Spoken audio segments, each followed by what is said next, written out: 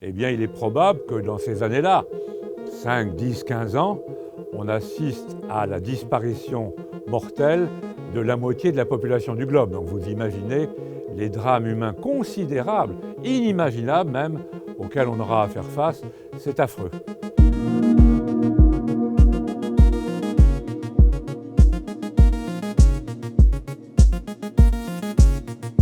L'effondrement est-il imminent? Et s'il fallait se préparer à la fin du monde? Il y a un bon nombre de pays sur cette planète qui deviennent inhabitables. Ça va être dur d'éviter un effondrement.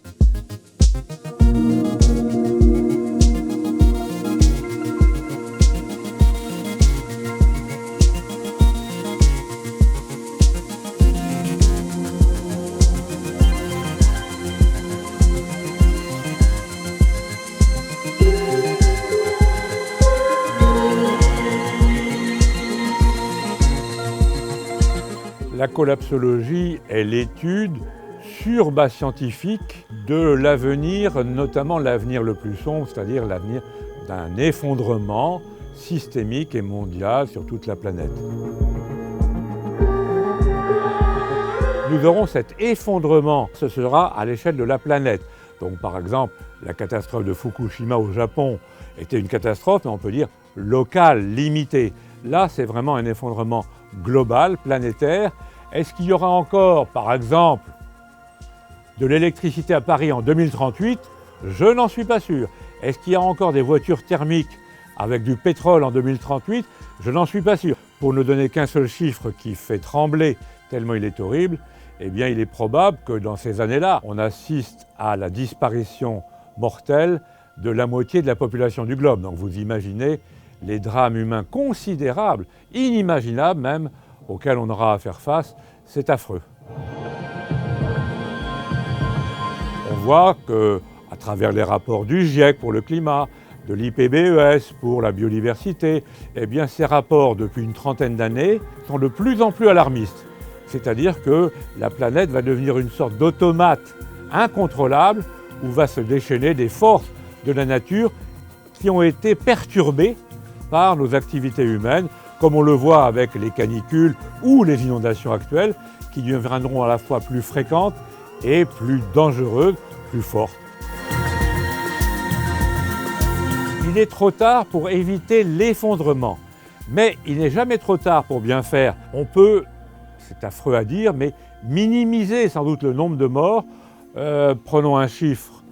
Si au lieu d'avoir 4 milliards de morts en 2040, on n'en a que 3,5 milliards, eh bien, j'aurais pas manqué ma vie. La proposition politique principale, c'est s'entraider ou s'entretuer. Le choix est très clair. Et s'entraider, c'est avec les voisins géographiques là où vous êtes. Plutôt pas dans les grandes villes qui vont s'écrouler les premières. Il faut très rapidement, c'est-à-dire dès maintenant, essayer de s'entraider entre voisins, construire ce que j'appelle des biorégions résilientes à une échelle locale, c'est-à-dire c'est entre 50 personnes et 500 000 personnes, si vous voulez, comme on le voit à la ZAD de Notre-Dame-des-Landes, comme on le voit chez les Colibris, par exemple, qui sont des oasis, le village de chez M. Pierre Rabhi, ou même comme on le voit dans les communautés Emmaüs, et qui sont basées sur une étude à la fois écologique de l'endroit où on est, c'est-à-dire par exemple un bassin versant, une plaine, car la base de tout, c'est avoir de l'eau potable, avoir une nourriture saine et avoir un peu d'énergie pour subsister sans être un barbare. C'est en gros ce qui s'est passé dans les pays occidentaux, dans ce qu'on appelle la révolution industrielle, voilà un peu plus de 2 siècles.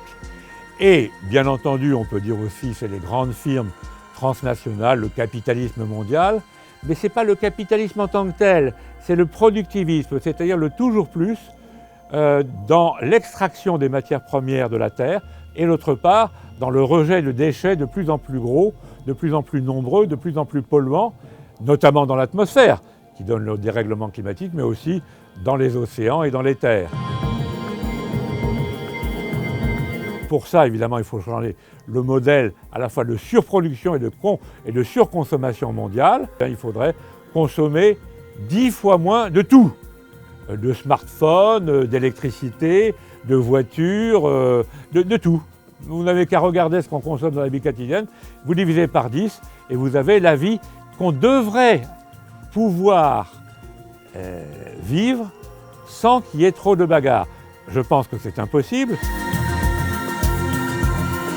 Et bien entendu, la plupart des gens auxquels je parle, y compris des responsables économiques et politiques, mais même mes amis de ELV, par exemple, de mon parti vert, là, ils croient qu'avec de la croissance verte et des hypothèses de développement démocratique et économique de l'Europe, on va arriver et les problèmes seront résolus, aussi bien les problèmes sociaux que les problèmes écologiques. Je n'en crois rien, je crois même que c'est un élan vers le pire, quand on a plus de croissance, plus de marché, plus de technologie. Par contre, alors pour vous donner un autre exemple, pour voir à quel point il faut décoloniser son imaginaire pour penser à l'avenir, je pense que le mode de transport le plus fréquent dans les années 2035-2040, ce sera le cheval. Et non pas, comme croit M. Renault ou M. Peugeot ou Mme Elisabeth Borne, la voiture électrique ou la voiture autonome. Tout ça, c'est des billevesées.